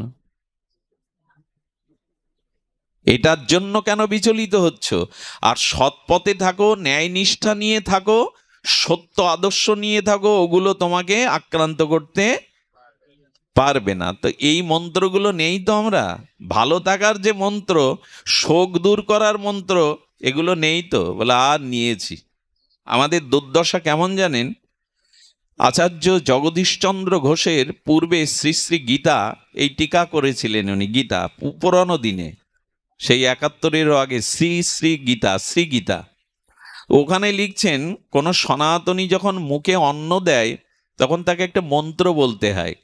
সেই মন্ত্রের সরলত্ব হলো, তৃণ হতে ব্রহ্ম পর্যন্ত তৃপ্তি লাভ হোক। মানে আমি যে অন্নটা মুখে নিয়ে তৃপ্তি পাচ্ছি, ক্ষুধা নিবৃত্তি করছি, পৃথিবীর সমস্ত প্রাণী থেকে ব্রহ্মা সবাই তৃপ্তি লাভ করুক, এই মন্ত্র বলে মুখে অন্ন গ্রাস তুলে দিলাম। পাশের বেচারা বিড়ালটা ক্ষুধার্ত হয়ে মিউমিউ করতে করতে হয়তো পাতের কাছে এসেছে, লাঠি দিয়ে জুতো দিয়ে যা ছিল তার ঠ্যাং ভেঙে দিলাম। 1 মিনিট আগে কি বললাম? 1 মিনিট আগে বললাম যে পৃথিবীর সমস্ত প্রাণী থেকে ব্রহ্মা তৃপ্তি লাভ করুক। বিড়ালটা সামান্য দুমুঠো, একটু 1 মুঠো অন্নের জন্য ঠ্যাং ভেঙে দিতেও আমাদের কার্পণ্য। আমাদের বলার সাথে করার মিল আছে কি? বলছি সবাই তৃপ্তি হোক, অথচ বিড়ালটাকেই আমি 1 মুষ্টি অন্ন ক্ষুধায় দিতে পারলাম না, ঠ্যাং ভেঙে দিলাম। তো আচরণ যদি এই হয়, তাহলে আর শোকমোহ পৃথিবীতে বাড়বে ছাড়া কমবে না। শুষ্ক কথা, তত্ত্ব কথা, নিরস কথা সবার ভালো লাগার বিষয় না। আমি সেই শুষ্ক কথা দিয়েই আজকে শুরু করেছি, তবে শুষ্কটা দরকার। নারিকেল ফলটা সবাই আস্বাদন করতে পারে না, ওপরের আবরণ শক্ত ভেদ করে তারপরে আবার কুটতে হবে, তারপরে তো সেই নাড়ু করতে গিয়ে মায়েদের আবার ওতে কি গুড় লাগবে, কত কি ঝামেলা। নারকেল ফল এই জন্য অন্য কোনো পাখি এসে, কাক এসে, কোকিল এসে অন্য কেউ খেতে, তেমন এই তত্ত্বকথার ভিতরে সবাই প্রবেশ করতে পারে না। আর এটা দরকার। শুধু আবেগে লীলা কথা শুনে হাউমাউ করে ভেসে বেড়ালেই হবে না, তত্ত্বটা জানা দরকার, কারণটা জানা দরকার, মূল বিষয়টা জানা দরকার আমাদের। আমি সেই বিষয় আপনাদের সামান্য একটু জানাতে চেষ্টা করছিলাম যে দেখুন, শোক মোহ ভয় দূর হতে পারে, সেই পারে যদি আমাদের জীবনে এই ভাগবত চেতনা আসে, আমাদের মন যদি ভগবত কেন্দ্রিক হয়ে যায়। ভগবত কেন্দ্র হলে আর ভয় কি গো? যদি আপনার চিত্ত এরকম ব্যাপক বিশাল প্রেম ভক্তিতে হয়, আমি বলবো এ জগতে ভয় নাই। মনে আছে লোকনাথ বাবার কথা? ত্রিকালজ্ঞ মহাযোগী 90 বছর তপস্যা করেছিলেন, এক জায়গায় ত্রিশূল পুঁতলেন, সামনে দেখে জঙ্গলের মধ্যে হিমালয়ের পাশে তো এক বাঘিনী কিছু বাচ্চা পেড়েছে। তো বাঘিনী তখন মনে করছেন ওই জটাজুটোধারী ত্রিশূলধারী উনি মনে হয় ত্রিশূল দিয়ে আমাকে শিকার করতে এসছেন, বাচ্চাগুলোকে শিকার করতে এসছেন। বাঘটা তখন ভীত সন্ত্রস্ত হয়ে গেছে ওই তেজময় লোকনাথ ব্রহ্মচারীর এই জ্যোতি দেখে। উনি ধ্যানে চিন্তা করতে লাগলেন, আমার কারণে বাঘটা তার বাচ্চাদের নিয়ে শঙ্কায় ভুগছে, কষ্ট পাচ্ছে। বাবা উঠলেন, উঠে গিয়ে বাঘের সামনে দাঁড়ালেন, পারবেন তো? এই দেখো নির্ভয়তা কাকে বলে, শোক মহদূর কাকে বলে। বাঘের সামনে দাঁড়িয়ে অভয় অস্ত্রটা বাঘের মাথায় হাত দিয়ে কি বিড়বিড় করে বললেন, আর এই কথা বললেন, তোর বাচ্চারা আমার কাছে নিরাপদ, ভয় নেই তোর। এরপরে বাঘগুলি যখন শিকার করতে যেত বাঘনি জঙ্গলে, বাচ্চাগুলিকে বাবার চরণের কাছে রেখে তবে জঙ্গলে যেত। গল্প বলছি কি আপনাদের রাত জেগে? গল্প নয়। আমার শ্রীকৃষ্ণ চৈতন্য মহাপ্রভু প্রেমাবতার রাধা কৃষ্ণ মিলিত তনু, তিনিও বৃন্দাবনের পথে, সেই প্রেমময় মধুময় আনন্দময় বৃন্দাবনের পথে যেতে গিয়ে সুবর্ণ রেখার তীরে সেই ঝাড়িখন জঙ্গলের মধ্যে বাঘগুলিকেও নাচিয়েছিলেন, বাঘগুলিকেও কৃষ্ণ বলিয়েছিলেন। বাঘ হরিণ একসাথে অনন্য চুম্বন করেছিলেন, সাপগুলো নেচেছিল, ময়ূর নেচেছিল। এটা সম্ভব কি করে? সম্ভব প্রেমের দ্বারাই, সম্ভব ভক্তির দ্বারাই। আমাদের স্বভাব বিপরীত হয়ে গেছে। এক সাধু দেখছে যে জলের মধ্যে, নদীর তীরে জলে একটা বিছে পড়ে গেছে, বিষাক্ত বিছে। বিছেটাকে সাধু তুলে দিতে গিয়ে হাতে হুল ফুটিয়ে দিল। বিছের যে হুল বিষাক্ত, বাবার আঙুল ফুলে গেল। যেই কামড় দিয়ে হুল ফুটিয়েছে আবার জলে পড়ে গেছে। সাধু আবার জল থেকে তুলতে গেছে, ওর স্বভাব, ও আবার হুল ফুটিয়ে দিয়েছে। তৃতীয়বার পড়ে গেছে, সাধু আবার তুলতে গেছে। পাশে একজন সাধারণ লোক বলছেন, এই বেটা তুমি পাগল, যে তোমাকে বারবার হুল ফুটিয়ে আঙুলটাকে ক্ষতিগ্রস্ত করছে, বিষ ঢালছে, তুমি তাকে বারবার জল থেকে তুলছো কেন? সাধু হেসে বলছেন, জগতে একটা হীন প্রাণী, বিষাক্ত প্রাণী যদি তার স্বভাব না ত্যাগ করে, ওর স্বভাব কি? যাকে পাবে তাকে হুল ফোটাবে।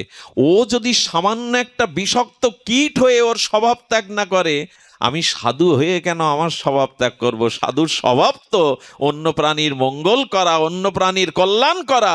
আমি কেন সেই স্বভাব থেকে সরে আসব? আমরা এটা করি তো। বন্ধু সুন্দর 14টা বছর এক ঘরের মধ্যে রাধারানীর চরণ চিন্তা করেছেন। কেন? তার হরিপুরুষের এই সাধনা, সাধনা জগৎ কল্যাণের জন্য। মহাপুরুষরা সাধনা করে গেছেন কার জন্য? তাদের জন্য। বাবা মা অর্থবিত্ত জমি জমা রেখে যায় কাদের জন্য? উত্তর পুরুষগণের জন্য। মহামানবরা, ভগবান অবতারগণ, সাধকগণ সাধন করে গেছেন আমরা যাতে এই সম্পদটা গ্রহণ করি। আর সম্পদ, এক সাধু বসে জপ করছেন, তো সেই সাধু দেখছেন যে একটা পাহাড়ি বিষাক্ত বড় বিছে, বিষাক্ত, তাকে নিয়ে যাচ্ছেন একজন। বললেন, এই এক কাজ করতো, তোর বিছেটা আমি শুয়ে পড়ছি, আমার গায়ে ছেড়ে দে। ধ্যান দিয়ে শুনুন, সত্য ঘটনা। তো ওনার চরণের কাছে ছেড়ে দিয়েছেন। বিছেটা আস্তে আস্তে আস্তে আস্তে ওনার মাথার উপরে উঠল, আবার পায়ের দিকে গেল। এইভাবে 3বার ওনার শরীরটাকে ঘ্রাণ নিয়ে এপাশ সেপাশ করছে, অথচ দংশন বিষ ফোটাচ্ছে না। উনি হাত দিয়ে ধরে কোটোই দিয়ে দিলেন।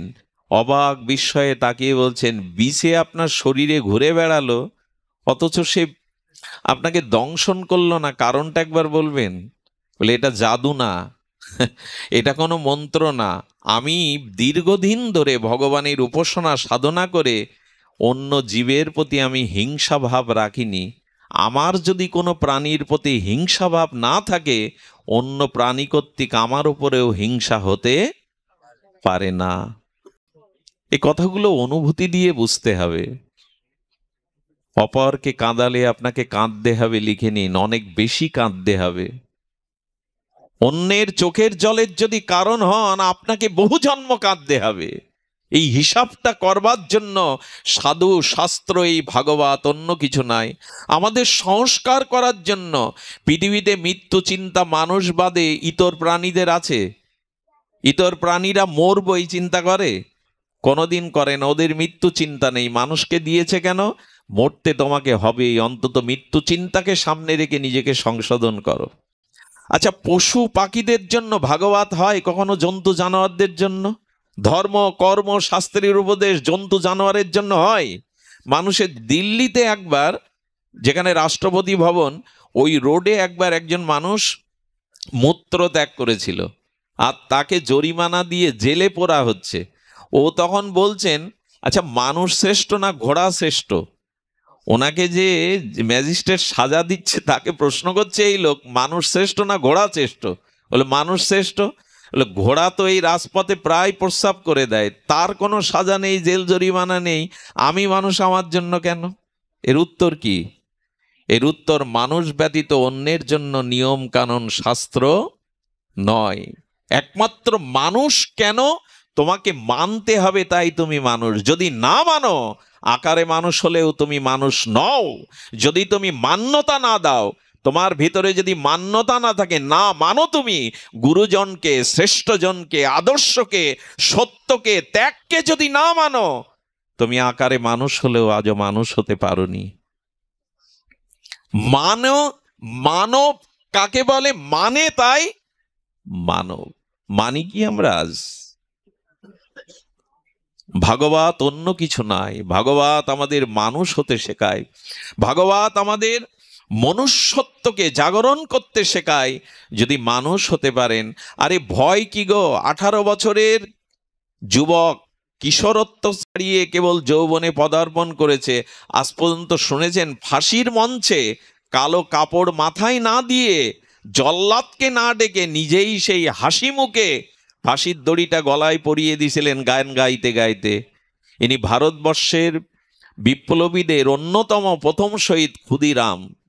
ক্ষুদিরাম ফাঁসির মঞ্চে নিজের গলায় পরিয়েছিলেন নিজের ফাঁসির দড়ি। মৃত্যু যাদের হয়, মৃত্যুদণ্ড যাদের হয়, তাদের শেষ ইচ্ছা পূরণের একটা সুযোগ থাকে। উনি জেলারের কাছ থেকে চেয়ে নিয়েছিলেন, আমার ফাঁসির দড়িটা জল্লাদ নয়, কারো কাপড় নয়, আমি গলে পরিয়ে দেব। তার একটাই কারণ, আমি মরি না। গীতা আমাকে শিখিয়েছে, আমি ছোটবেলা থেকে গীতা পড়ে শিখেছি, আমার মৃত্যু নয়, আমি আত্মা, আমি শরীর নয়। তো আমি যদি শরীর না হই, আত্মা হই, আত্মার জন্ম মৃত্যু আছে, আত্মার ভয় শোক আছে, আছে শরীরের। আমি পোশাক বদলাই, কিন্তু দেহ কি বদলাই? ছোটবেলা থেকে কত পোশাক বদলেছেন, দেহ কি বদলেছেন ছোটবেলা থেকে এ পর্যন্ত? দেহটা একই, পোশাকটা পরিবর্তন হয়। তেমনি আত্মার তো শোক মোহনে সেই আত্মজয়ী 18 বছরের ক্ষুদিরাম, তিনি মৃত্যুকেও পর্যন্ত জয় করেছিলেন। আমরা ভয় পাই কেন? আমাদের ভিতরে মোহ আছে। তাই মোহ আছে কেন? অজ্ঞানতা আছে কেন? আমরা শাস্ত্র জ্ঞানকে সাধন উপলব্ধিতে আনতে পারিনি। আমি আপনাদের কাছে অনুরোধ করব, বেশি সময় নেব না, আসুন ভগবানের চিন্ময় বাণীকে গ্রহণ করি। আর সেই বাণী একটাই, মামেকং শরণাং ব্রজ, ভগবানের চরণে শরণাগত হও। শরণাগত হলে আর ভয় নেই। মনে পড়ে তো, শরণাগত এমন একটি ধর্ম, অর্জুন তুমি আমার চরণে শরণ নাও, শরণ নিলেই তোমার জীবনের পরম কল্যাণ হবে। আমি অপূর্ব একটা লীলা বলেই আজ পাঠ বিশ্রাম করব। লীলাটি আপনাদের একটু কষ্ট হলেও শুনতে হবে, সময় অতিবাহিত হলেও সামান্য একটু আস্বাদন স্পর্শ করতেই হবে। আপনারা ভাগবতের একটি লীলার, তার ইতিহাস, তার তত্ত্ব আমরা খুব সংক্ষিপ্ত রূপে একটু স্পর্শ করব। আপনাদের মনে আছে, ভগবানের অষ্টমহিষী বরা, শ্রেষ্ঠ মহিষীগণের মধ্যে 2 জন অনন্যা। দ্বারকাধীশ শ্রী গোবিন্দের ভগবানের 8 জন মহিষী অর্থাৎ প্রেয়সী বরার মধ্যে 2 জন শ্রেষ্ঠ, একজন রুক্মিণী আর একজনকে সত্যভামা। সত্যভামা এবং রুক্মিণী, এরা 2 জন প্রেয়সী বরার মধ্যে বরা অর্থাৎ শ্রেষ্ঠা, রূপে গুণে অনন্যা, মহিমায় অনন্যা। নারদ মাঝে মাঝে দ্বারকায় আসতেন। কে আসতেন? আর নারদ যেখানে যাবে ও কিছু ঘটাবেই। নারদ যেখানে যাবে কোনো কিছু একটা ঘটাবেই। নারদ গগনলোক থেকে আসতে গিয়ে উনি একটা পারিজাত পুষ্প পেয়েছিলেন। কি পুষ্প? আমি একটু মন দিতে বলছি, ঘটনাটার মধ্যে অনেক ইতিহাস, অনেক তত্ত্ব লুকানো আছে। কি পুষ্প? পারিজাত। এই পারিবাস পুষ্প আমাদের জগতে ছিল না। এটা স্বর্গে দেবরাজ ইন্দ্রের সহধর্মিণী শচীর আঙিনায়, মানে শচীর বাতায়নের পাশে দেবরাজ ইন্দ্র এই পারিজাত পুষ্পটা বৃক্ষটা ছিল, এটা জগতে ছিল না। তো দেবর্ষিপাদ নারদ কোন ক্রমে একটা পারিজাত পুষ্প গগনমণ্ডল থেকে নেমে আসায় তার হাতে এটি পেয়ে যায়। আর নারদ তো লীলাময়, লীলা করতেই তার সর্বদা অভিরুচি। উনি দ্বারকাধীশ গোবিন্দের হাতে এনে এটা দিয়ে দিলেন। আর গোবিন্দের পাশে তখন দাঁড়িয়েছিল রুক্মিণী। কে দাঁড়িয়েছিল? রুক্মিণী। রুক্মিণী পারিজাত পুষ্পের সৌন্দর্য দেখে আর নারদ আরো একটু বাড়িয়ে দিল। কেশব, দ্বারকাধীশ ভগবান, হে বাসুদেব, এই স্বর্গের পারিজাত পুষ্পের এমন মহিমা, কোনো রমণী যদি এটা খোপায় দেয় তার যে রূপ তা 1000 গুণ বেড়ে যাবে। তার রূপ 1000 গুণ বেড়ে যাবে। এটা স্বর্গীয় পারিজাত পুষ্প আছে। এ কথা যদি কোনো মায়েরা শোনে, ফুল নিতে আর দেরি করবে? কে আছে সত্যভামা অমুক তমুক, দেরি না করে গোবিন্দকে বলছে তাড়াতাড়ি খোপায় পরিয়ে দাও। রুক্মিণীর খোপাতে যেই গুজে দিয়েছেন, নারদ বলছে এই লীলাই তো দেখতে চেয়েছিলাম, দুজন তোমার, আর একজন কি বলে ওইটা দেখার অপেক্ষায়। যেই ওর রূপের জৌলুস দিব্যভাবে বেড়ে গেছে। অনন্য সুন্দরী তো ছিলেন রুক্মিণী সাক্ষাৎ লক্ষ্মী দেবী, আর তার রূপের জ্যোতিচ্ছটায় আলোকিত হয়ে আছে। গোবিন্দ তখন মনে মনে একটু ভয়ও পাচ্ছেন, আর একজনকে কি দেব। লীলাটি একটু মন দিয়ে শুনুন। দূরে দাঁড়িয়ে সত্যভামা এই দৃশ্য দেখে কোপ ঘরে চলে গেছে। কোপ মানে ক্রোধ ঘরে। আগেকার দিনে আমিও বলি, এখন তো অনেক রুম করেন আপনারা না, যারা একটু বড় ঘর করে, কি রুম বলে শ্যামল বাবা? অতিথিদের জন্য একটা রুম, বেডরুম, এইসব বলে না, অমুক রুম, ডাইনিং রুম, অমুক তমুক। তো তখনকার দিনে ক্রোধের একটা রুম ছিল, রাগের একটা রুম। রাগ হলে ওই রুমে গিয়ে বসতে হবে। মাঝে মাঝে এটা করবেন তো ঘরের এক জায়গায়, যার রাগ হবে হাঁড়ি পাতিল না ভেঙে, গালাগালি না দিয়ে ওই জায়গায় গিয়ে বসবেন। এটা বলে ক্রোধ ঘর, কোপ ঘর। তো সত্যভামা ক্রোধ ঘরে গিয়ে মুখ বেঁকিয়ে বসেছে। গোবিন্দ আর কি করবে, মান প্রসাদনের জন্য বললেন সত্যভামা, বললেন আর আমাকে ডাকবেন না।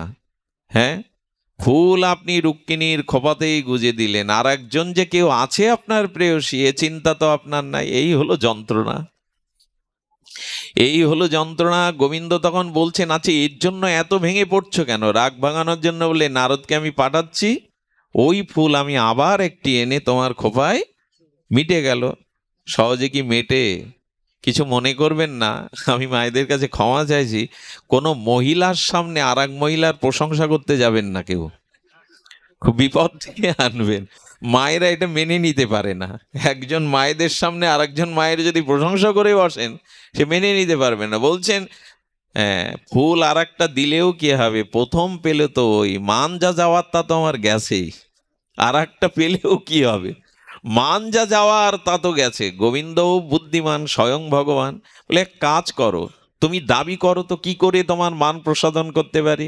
বলে পারিজাত বৃক্ষটাই আমার জানলার পাশে এনে তোমাকে রোপণ করতে হবে। গোবিন্দ তখন মনে মনে বললেন সম্ভব, আমি ভগবান, আমার পক্ষে তো অসম্ভব নয়। নারদকে গিয়ে বলছেন, যাও ইন্দ্রকে গিয়ে বলো স্বর্গে আমি পারিজাত বৃক্ষটা চেয়েছি। খুব ধ্যান দিয়ে শুনতে হবে, অপূর্ব একটি তত্ত্ব লুকিয়ে আছে এর মধ্যে, যেটা আপনার জীবন বদলে দিতে পারে, একটা নূতন দিগদর্শন খুলে যেতে পারে আপনার জীবনে। নারদ চাচ্ছিলেন লীলাটা আরো বাড়ুক। যারা ভালো রাইটার হয় তারা সহজে নাটক শেষ করতে চায় না, আরো আরো বাড়ায়, অধ্যায় বাড়ায়। লিখতে লিখতে তো ব্যাসদেব 18,000 শ্লোক লিখে বললেন ভাগবতে। তো এমনি করে নারদ বলছে যখন লীলা শুরু করেছে আরো বাড়ুক। ইন্দ্রকে গিয়ে বলছেন, স্বয়ং দ্বারকাধীশ বাসুদেব ভগবান তোমার কাছে এই পারিজাত বৃক্ষ চেয়েছে। তখন ইন্দ্র বলছেন, ও যে সাক্ষাৎ বিষ্ণু, স্বয়ং ভগবান। একবার অহংকারে অভিমানে আমি বুঝতে পেরেছিলাম, ওই যে ইন্দ্রজাগ বন্ধ করে গিরিরাজের পূজা করেছিল, তাতে আমার অভিমান চূর্ণ করে দিয়েছিলেন ভগবান বিষ্ণু। নিয়ে যান, নিয়ে যান আপনি। বলো তবে নিয়ে যেতে গেলে তো আপনি শচীর কাছে যান, আমার সহধর্মিণী সতী শচী, ওনাকে বলে আপনি বৃক্ষটা ওখান থেকে নিয়ে যান। বললেন এত তাড়াতাড়ি লীলা শেষ হবে? এত তাড়াতাড়ি কি শেষ হয়? শচীকে গিয়ে বললেন, শচী একটা কুসুম আমি পেয়েছিলাম পারিজাত পুষ্পে, তাতে রুক্মিণী দেবীর খোপাতে দেওয়া এই কি অপরূপ সুন্দরী রূপ ধরেছে আপনার মতো আর আরেকটি পুষ্প নয়, পুরো পারিজাত বৃক্ষটাকে চেয়ে বসেছেন সত্যভামাজি। এটা গেলে তারও মান যাবে, তারও মান পূর্ণ হবে, সে সুন্দরী হবে, পারিজাত পুষ্পের সৌন্দর্য সে পাবে। ওই যে বললাম, মায়েদের সামনে আর এক মায়ের প্রশংসা করতে যাবেন না। শচী তখন বললেন, নারদ, প্রভুকে গিয়ে বলো এ বৃক্ষ আমি দেব না। আরে স্বর্গের দৈব জিনিস ভূমণ্ডলে কেন যাবে? হ্যাঁ, স্বর্গের মহিমা তাহলে কি থাকলো? দেবরাজ ইন্দ্র তো স্বর্গের রাজা, তার মহিমা কি? যা জগতে আছে তা যদি স্বর্গে থাকে। কিরকম কূট বুদ্ধি দিয়ে পেঁচিয়ে দিল। ইন্দ্রকে বলছেন শচী ওটা দেবে না, কারণ স্বর্গের বস্তু পৃথিবীতে যাবে না, তাহলে ইন্দ্রের মহিমা ক্ষুণ্ণ হবে। আমি সতী, আমি স্বামীর মহিমা ক্ষুণ্ণ করতে। ইন্দ্র মনে মনে বলল, প্রস্তাবটা তো যথাযথ, গিয়ে বলুন আমি বৃক্ষ দেব না। যারা ভগবানের স্তব করে, একটু আগে যারা বলল, তার বুদ্ধি কোথায় গেল দেখুন, মহিমা ছাড়বে না। কৃষ্ণ বললেন, দুদিন সময় দাও, না দিলে আমি নিজেই যাব। দুদিন পরে যুদ্ধ বাঁধল। সেই ভয়ানক যুদ্ধে, এত ভয়ানক যুদ্ধে কেউ পরাজিত হচ্ছে না। তখন ঋষি মুনি, এই জগতে অনন্ত অনন্ত অনন্ত ঋষি মুনি আচার্যরা চিন্তা করলে এই যুদ্ধ বেশি দিন থাকলে এক অঘটন ঘটবে। এইখান থেকে আমার বাস্তবতা শুরু হয়। লীলা তো লীলা, কিন্তু এর তত্ত্বটা এবার নিন, দুহাত ভরে নিন, হৃদয় আঁচল পেতে নিন। এই যুদ্ধ দেবতাদের, এই দেবরাজ ইন্দ্র গোবিন্দের যুদ্ধ, এই ভয়ানক যুদ্ধে ঋষি মুনিরা এগিয়ে এলো। তারা সমবেত হয়ে কৃষ্ণকে, বাসুদেব ভগবানকে, ইন্দ্রকে বলল, আমাদের একটা প্রস্তাব তোমাদের মেনে নিতে হবে, যুদ্ধ বন্ধ করতে হবে, না হলে আমরা অভিশাপ দেব তোমাদের দুইজনকেই। জীবনে ভগবান ও সাধুদের মেনেছেন, সাধকদের মেনেছেন, ঋষিমুনিদের মেনেছেন, এদের অপেক্ষা করবেন না। ভগবান ঋষিমুনিদের চরণও ধুয়ে দিয়েছেন। বশিষ্ঠ দেবের চরণ তো রামচন্দ্র নিজে ধুয়েছেন। বিশ্বামিত্রের আগে চলতেন না। বিশ্বামিত্রকে রঘুপতি রাম ও রাঘবেন্দ্র, তিনিও তাকে গুরু বলে সম্মান করতেন। আমরাই শুধু গুরুজনদের আজকে সম্মান করি না। ভগবান এবং ইন্দ্র আসলেন, এসে দেবতা, সমস্ত ঋষি মুনি আচার্য বললেন, আপনাদের এই যুদ্ধ জগৎ এবং সমস্ত দেবলোকের ক্ষতি করবে, এই যুদ্ধ বন্ধ করতে হবে, তবে এই যুদ্ধ চলবে, তবে আর আপনাদের মধ্যে না, এই যুদ্ধ চলবে এই জগতের মানুষের মধ্যে। আর সেই যুদ্ধে কোনো অস্ত্র শস্ত্র ব্যবহার হবে না। আগেই বলেছি, খুব মার্মিক বিষয়, কেন জানি না, শুনলে পরমানন্দ আপনার হৃদয়কে স্পর্শ করবে। এই যুদ্ধে কোনো অস্ত্র শস্ত্র হবে না, এই যুদ্ধ হবে জগতের মানুষের মধ্যে। ইন্দ্র, মানুষের মধ্যে অস্ত্র শস্ত্র ব্যতীত এই যুদ্ধে তুমি মানুষের শরীরের কি চাও, আর গোবিন্দ কি চায় আমাদের বলো। এই যুদ্ধ মানুষের মধ্যে ছড়িয়ে যাক, দেবলোকে এটা হওয়া উচিত নয়। দেবতা ভগবানের মধ্যে যুদ্ধ হওয়া শোভনীয় নয়। দেবরাজ ইন্দ্র আগ বাড়িয়ে কি বলল জানেন? আমি মানুষের 10 ইন্দ্রিয়কে আমি আশ্রয় করব। আমাদের কটা ইন্দ্রিয়? 5 জ্ঞানেন্দ্রিয়, 5 কর্মেন্দ্রিয়। আচ্ছা, ইন্দ্র বলে কেন? এই দেখুন, ইন্দ্র চাইছে মানব শরীরে এই যুদ্ধ টিকে থাকবে, অস্ত্র শস্ত্র না। আমি ইন্দ্র রূপে, এই যে চোখ কান নাক মুখ চোখ, আমাদের যে জ্ঞানেন্দ্রিয়, পাত পানি পায়ু উপস্থ, যে আমাদের কর্মেন্দ্রিয় এবং জ্ঞানেন্দ্রিয়, এই ইন্দ্রের পর ইন্দ্র দাবি করলো, আমি আরেকটি ইন্দ্র চাই, মানুষের মন রূপ ইন্দ্রতে আমি অবস্থান করতে চাই। এদেরকে ইন্দ্র বলে এই কারণে, কারণ আমাদের এই ইন্দ্রগুলিতে কে বসে আছেন? ইন্দ্রই বসে। কি বলি আমরা? কর্ণেন্দ্রিয় বলি কি না? মনও ইন্দ্রিয়ের মধ্যে পড়ে। ইন্দ্রিয়ের রাজা মন, মনও ইন্দ্রিয়। আর বললেন, আমার পুরোহিত হবে শুক্রাচার্য, আমার দিগদর্শন করবে চন্দ্র। ভালো করে শুনুন, এই লীলা লীলা নয়, এটা আমাদের জীবন দর্শন। ইন্দ্র কোথায় দখল করলো? আমাদের মন এবং 10 ইন্দ্রিয়। গোবিন্দকে ঋষিরা বললেন, তাহলে আপনি মানব শরীরে কোথায় অবস্থান করবেন, কি নেবেন? গোবিন্দ তখন একগাল হেসে বললেন, আমি মানুষের আত্মা রূপে তার হৃদয়ে অবস্থান করব। এইখানেই হলো রহস্য। আমি বারবার বলছি, আমার ভিতরে শিহরণ হচ্ছে, আমি জানি না আপনাদের অন্তরে পৌঁছে দেওয়ার আমার যোগ্যতা নেই, সাধনা নেই, তপস্যা নেই, জ্ঞান নেই, তবু জেনে নেন এই যুদ্ধ আজও থামিনি। আসলে এই পারিজাত পুষ্পটাই আমাদের শরীর। মানুষ নিজের শরীরকে ভালোবাসে কিনা? পৃথিবীর সব থেকে মানুষের কাছে প্রিয় তার নিজের শরীর, এটা পারিজাত পুষ্প। আর এই পুষ্প যুদ্ধ এখনো থামেনি। সেটা হলো আমাদের ইন্দ্রের সাথে আমাদের আত্মার একটা যুদ্ধ চলছে। ইন্দ্র বলছে কামনার পথে যাও, ভোগের পথে যাও। শুক্রাচার্য দত্তগুরু, ভোগের পথে আমাদের ইন্দ্রগুলো, চোখ কান নাকগুলো চলে যাচ্ছে। আর আত্মা কি বলছেন? ইন্দ্রের পথে যেও না, ওখানে পতন আছে, ওখানে ধ্বংস আছে। তুমি আত্মাতে যুক্ত হও, আত্মস্থ হও, তাহলে এই জন্ম মৃত্যু জরা ব্যাধি থেকে, দুঃখ শোক ভয় হতে তুমি চিরদিন নিষ্কৃতি পাবে। আমরা আত্মাতে যুক্ত না ইন্দ্রিয়ে যুক্ত? এখন প্রশ্ন করুন তো নিজের কাছে, এখনো চোখের দৃষ্টি শুদ্ধ হয়েছে আমাদের?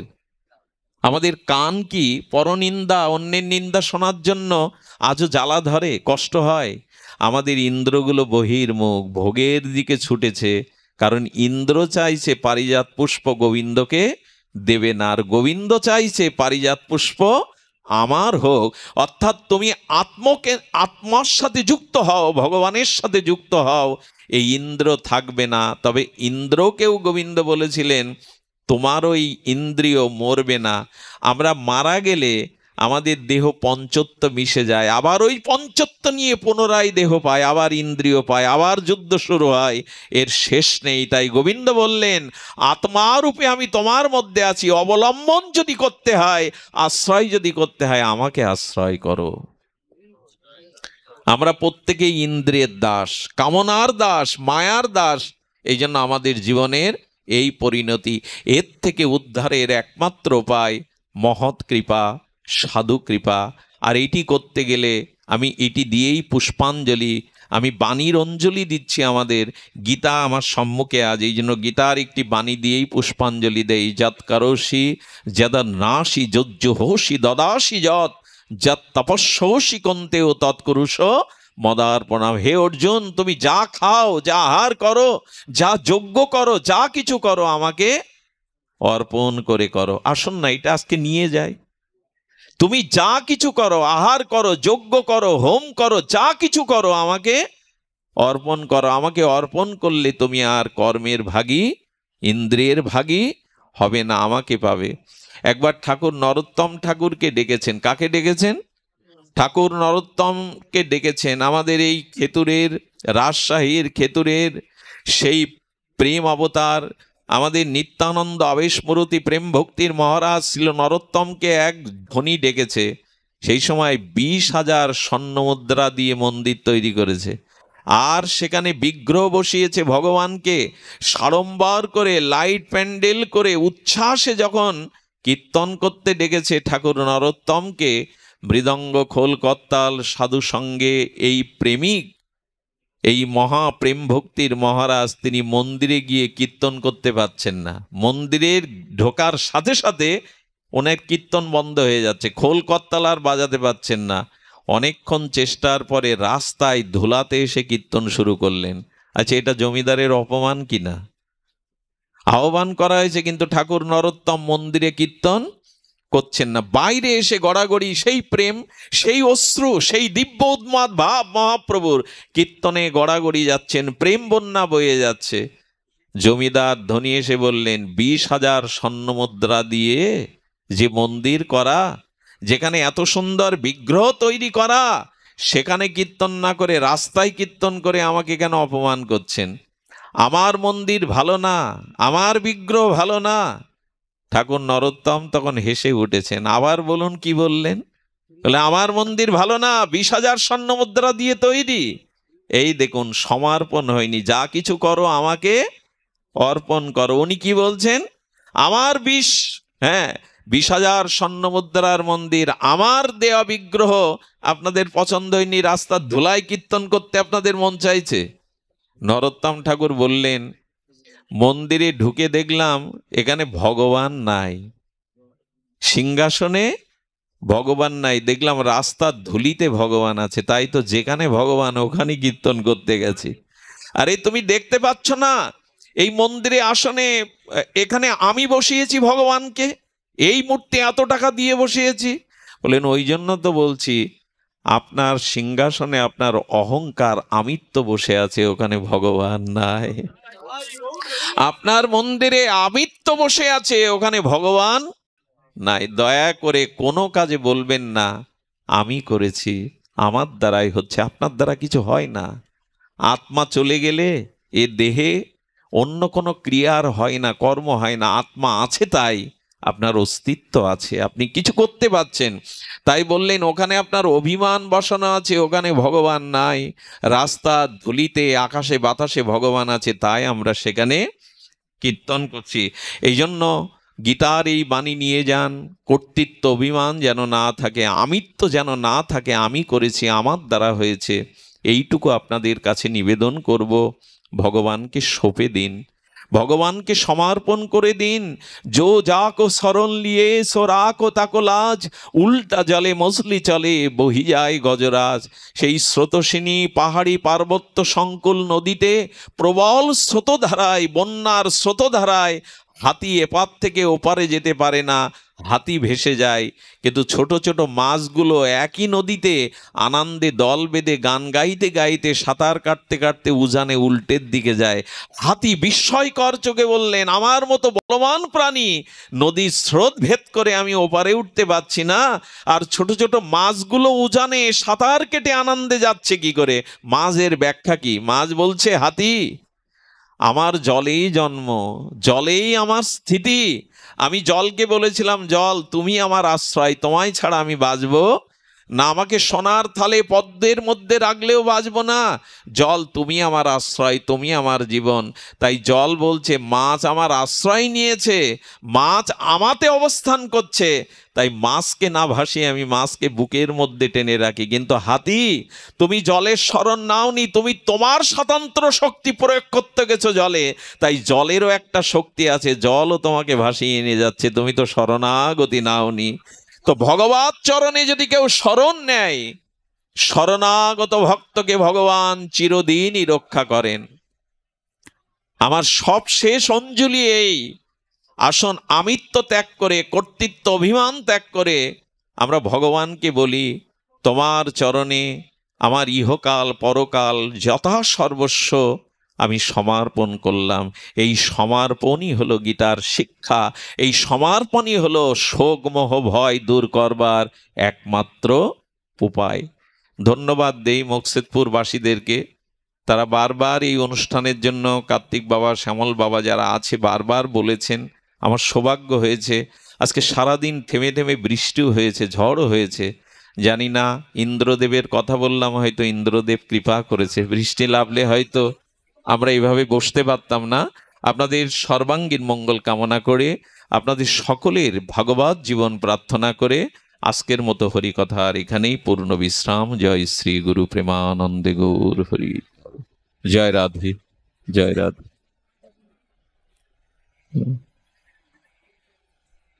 জয় রাধে, জয় রাধে, জয় রাধে। আপনাদের সকলের জন্য বিনীত অনুরোধ, সকলের জন্য একটু প্রসাদ আছে, প্রসাদ পেয়ে তবে গৃহে প্রত্যাগমন।